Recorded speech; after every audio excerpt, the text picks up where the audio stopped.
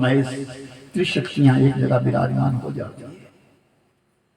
भगवान के सामने हम औपचारिकता ना करें, भगवान के सामने वो काम ना करें जिस काम को करना नहीं चाहिए।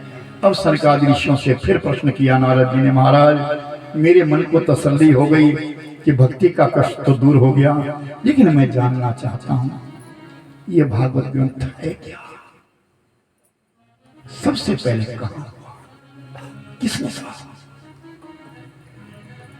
शुक्राचार्य कहते हैं, राजन सुनो, राजा परीक्षित को जब कथा का समय आया था और इसी कथा को निमिष की पावन धरती के ऊपर सूर्यदेव जी मुखारविंद से सुना, लेकिन यहां महात्म की जब कथा कही तो सनकादिक ऋषि ने केवल महात्म का, हर व्यक्ति के पास धन है, ऐसा कोई व्यक्ति नहीं जिसके पास धन नहीं है।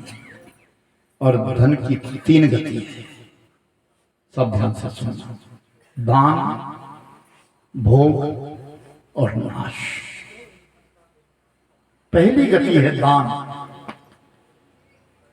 अपने घर का, अपने धन का दान करो, अपनी कमाई का दान करो। कहां करो? गरीबों में करो, आश्रितों में करो, निराश्रितों में करो। जहां तुमको लगता है वहां तुम दान करो, अच्छी जगह दान करो, गलत जगह दान मत करना। पहली बात तो है दान की। दूसरा धन का उपयोग है, धन का दूसरा कार्य भोग करो। अपने लिए मकान बनाओ, अपने बच्चों को पढ़ाओ लिखाओ, तीर्थ यात्रा करो, अच्छे वस्त्र पहनो, अच्छा भोजन करो, तुम भोग करो। तीसरी गति है नाच, मदिरा पीना, जुआ खेलना, अपव्यय करना। धन की तीन गति है, दान, भोग और नाश। पहली गति करने का अधिकार है, दूसरी गति करने का अधिकार है, लेकिन जो तीसरी गति है नाश, वो अपने धन को कदापि नाश मत करो। खूब कमाओ, भरी जमाने में कमाओ, खूब कमाओ, और जब आयु का तीसरा प्रहर आए तो उस धन से पुण्य कमाओ। और उस पुण्य से, उस धन से अगर तुम्हारे पास बचत हो जाती है तो अपने बच्चों को रख दो। ये तुम्हारा गृहस्थाश्रम है। ऋणच्छेदकारी क्या गृहस्थाश्रम। हर व्यक्ति के पास तीन ऋण है। कौन? ऋषि ऋण, पितृ ऋण और देव ऋण। ये तीन कर्जे हर व्यक्ति पर है, चाहे वो स्त्री है चाहे वो पुरुष है। हम सबके ऊपर तीन प्रकार का कर्ज है। उस कर्ज को केवल और केवल गृहस्थाश्रम ही निवारण कर सकता है। गृहस्थ में रह करके कर्ज अदा किया जा सकता है। पहला ऋण है हमारे पास ऋषि, हमारे गोत्र, जिस गोत्र में हम उत्पन्न हुए, हमारे ऋषि मुनि जिन्होंने ग्रंथ लिखे, उन ऋषि मुनियों का पहला ऋण। दूसरा ऋण देव ऋण, जो हमारे ग्राम के देवता लोग हैं, जिनको हम अपना इष्ट कहते हैं, कुल देवी है, कुल देवता है, उनका हम पर कर्जा है, वो हम पर कृपा करते हैं। देवता हम पर कृपा करते, जल बरसाते हैं, जिससे जल, जिससे अन्न उपजता है उसको हम खाते हैं। उनके कर्जदार हैं हम, ऋषियों के कर्जदार हैं हम, और अपने पूर्वज, अपने माता पिता के कर्जदार हैं। देवताओं की छठे महीने में पूजा करना, संक्रांति को पूजा करना, उनकी बारंबार याद करना, देव ऋण से पूर्ण हो जाना है। और यज्ञ करना, कथाएं सुनना, कथाएं करना,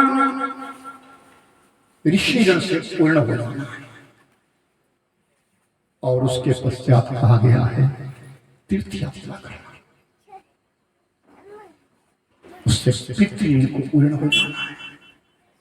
याद रखना, जब भी कभी तीर्थों पे जाओ तो तीर्थों पे जाकर के दो बात विशेष करो। एक तो अपनी क्षमता के अनुकूल दान करो, जितनी तुम्हारी क्षमता है उसका दान करो, और दूसरी बात संत वाणी को श्रवण करो, महापुरुषों के वचनों को सुनो, तब यात्रा तुम्हारी सफल है। अन्यथा पिकनिक टूरिस्ट बन करके चले जाओ, जहां मर्जी घूमो, पैसा खर्च उड़ाओ, आ जाओ। अगर तीर्थ यात्रा कर रहे हो तो तुम्हें ये दो कार्य करने अनिवार्य है। तीर्थों पे जाकर के अपनी क्षमता के अनुकूल दान करो और कहीं बैठ करके संत वाणी को श्रवण करो, शांत चित्त रहो, अपने मन को शांत रखो। दुनिया में हर पदार्थ मिल सकता है लेकिन मन की शांति नहीं मिलती। मन की शांति केवल भगवान के दरबार में ही मिलती है। तुंगभद्रा नाम की एक नदी, उस नदी के किनारे एक छोटा सा गांव था। उस गांव के बीच में एक ब्राह्मण रहता था, जिस ब्राह्मण का नाम था आत्मदेव। सनकादि ऋषि कहते नारद जी, उस आत्मदेव ब्राह्मण का विवाह हो गया। पत्नी का नाम हुआ धुंधली, जिसकी बुद्धि के ऊपर धुंध पड़ी थी। ऐसी धुंधली, संयोग ऐसा बना कि उस धुंधली के गर्भ से कोई बालक नहीं जन्मा, कोई पुत्र या पुत्री, कोई बच्चा नहीं हुआ। और वो धुंधली अपने पति को कोसने लगी, तुम्हारी वजह से मैं बांझ रह गई हूं।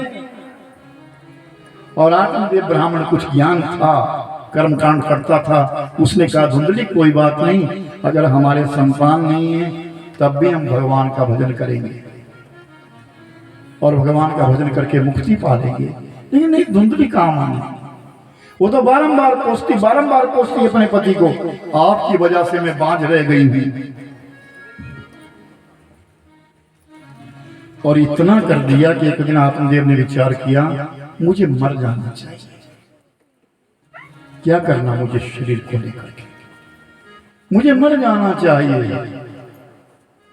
और आत्मदेव उठा और जंगल में चला गया। मैं कुछ करूंगा, कुछ खा लूंगा या मैं पानी में डूब जाऊंगा, कुछ कर लूंगा, लेकिन मैं जीवित नहीं रहूंगा, क्योंकि पत्नी 12